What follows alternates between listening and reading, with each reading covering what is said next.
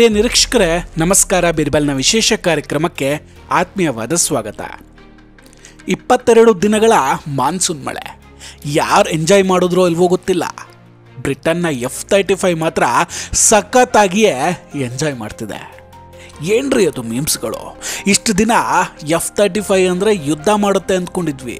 ಆದರೆ first time ಕೇರಳದಲ್ಲಿ ಈ ಯುದ್ಧ ವಿಮಾನ ಟೂರಿಸಂನ ಮಾರ್ಕೆಟಿಂಗ್ ಮಾಡ್ತಿದೆ.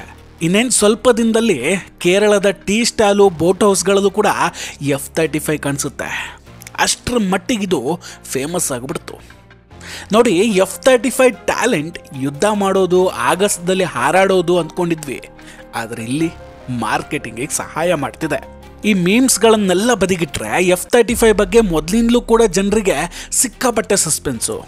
ಯಾಕಾಗಿ ಇಲ್ಲಿ ನಿಂತ್ಕೊಂಡಿದೆ, ಇದರ ಸಮಸ್ಯೆ ಏನು ಅಂತ ಕೆಲವರಿಗೆ ಕುತೂಹಲ ಆದರೆ, ಇನ್ನೂ ಕೆಲವರಿಗೆ ಇದರ ಮೈಲೇಜ್ ಎಷ್ಟಿರಬಹುದು, ಡೀಸೆಲ್ ಎಷ್ಟು ಹಾಕಬಹುದು, ಎಷ್ಟು ಮಂದಿ ಇದರಲ್ಲಿ ಕೂರಬಹುದು, ಇಂಥ ಡೌಟ್ಗಳು ಕೆಲವರಿಗೆ.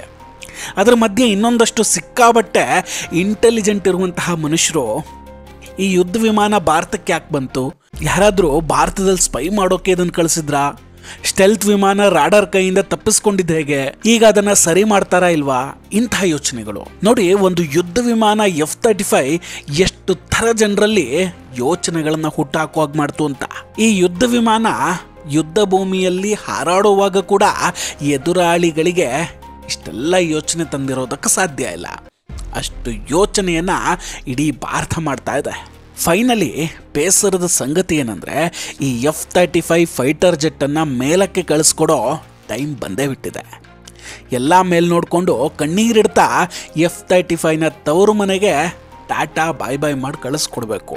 ಯಾಕಂದರೆ RAF ರಾಯಲ್ ಏರ್ಫೋರ್ಸ್ನ ಏರ್ಕ್ರಾಫ್ಟ್ ಕ್ಯಾರಿಯರ್ ತಿರುವನಂತಪುರದ ಅಂತಾರಾಷ್ಟ್ರೀಯ ವಿಮಾನ ನಿಲ್ದಾಣಕ್ಕೆ ಬಂದಿದೆ. F-35 ರಿಪೇರಿ ಮಾಡೋದಕ್ಕೆ ಏನೇನು ಟೂಲ್ಸ್ ಬೇಕೋ ಎಲ್ಲವನ್ನ ಕೂಡ ಹೊತ್ಕೊಂಡು ಬಂದಿದೆ. ಈಗ $110 ಮಿಲಿಯನ್ ಮೌಲ್ಯದ F-35B ಸ್ಟೆಲ್ತ್ ಫೈಟರ್ ಜೆಟ್ನ ರಿಪೇರಿ ಮಾಡೋ ಕೆಲಸ ಕೂಡ ಶುರು ಆಗುತ್ತೆ.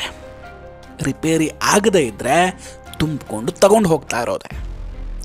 F-35 ಕತೆ ಆಲ್ರೆಡಿ ನಿಮಗೆ ಗೊತ್ತೇ ಇರುತ್ತೆ.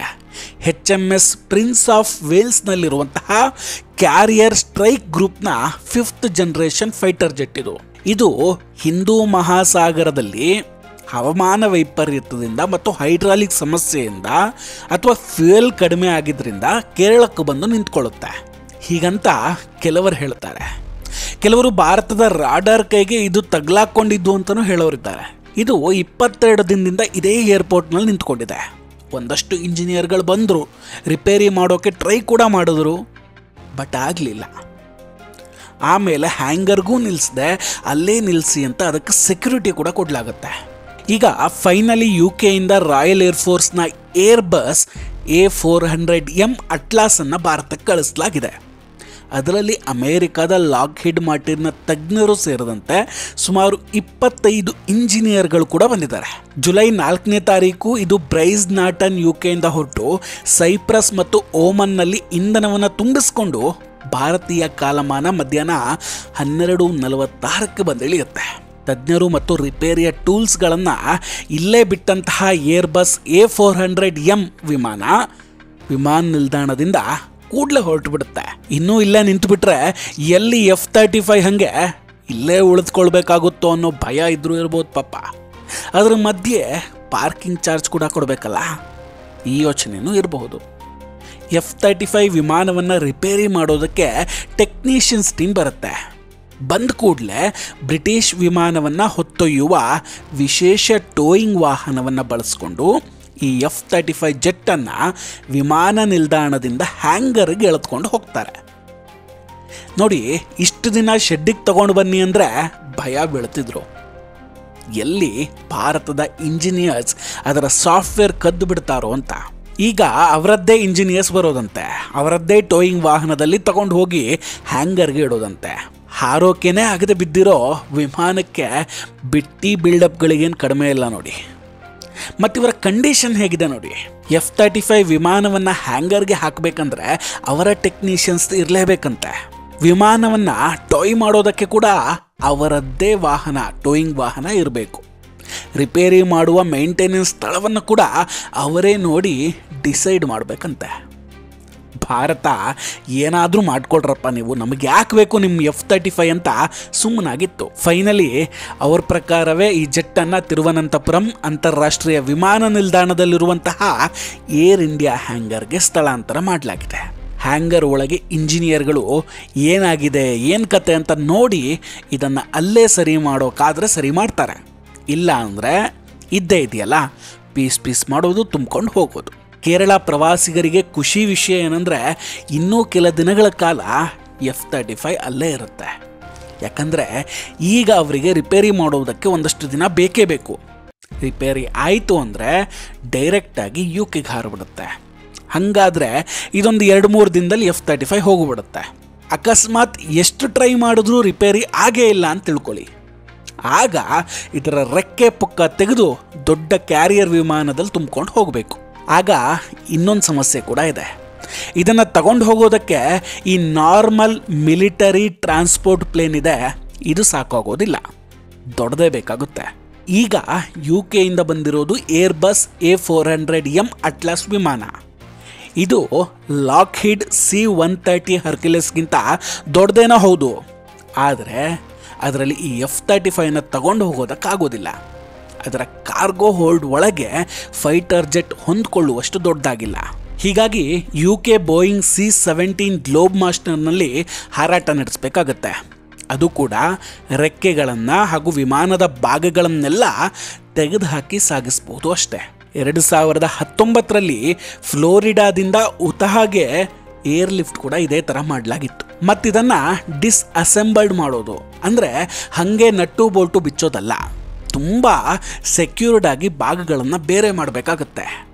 ಲಾಕ್ಹೀಡ್ ಮಾರ್ಟಿನ್ನ ಇಂಜಿನಿಯರ್ಸ್ಗಳು ಕೂಡ ಪ್ರತಿ ಭಾಗಕ್ಕೂ ಭದ್ರತಾ ಕೋಟಿಂಗ್ ಮತ್ತು ಲಾಗಿಂಗ್ ಮಾಡಬೇಕು. ಜೆಟ್ನ ರಾಡಾರ್ ಅಬ್ಸರ್ವಿಂಗ್ ಕೋಟಿಂಗ್ ಮತ್ತು AI ಚಾಲಿತ ಯುದ್ಧ ವ್ಯವಸ್ಥೆಗಳಿಗೆ ಸೇಫ್ಟಿ ಕೂಡ ಬೇಕಾಗುತ್ತೆ. ಸ್ವಲ್ಪ ಹೆಚ್ಚು ಕಡಿಮೆ ಆದರೂ ಕೂಡ $1.7 ಟ್ರಿಲಿಯನ್ ಮಣ್ಣು ಪಾಲಾಗ್ಬಿಡುತ್ತೆ. ಇನ್ನು ಈಗ ಇದರ ಪಾರ್ಕಿಂಗ್ ಚಾರ್ಜಸ್ನ ಕತೆ ಏನು ಹಾಗಾದರೆ?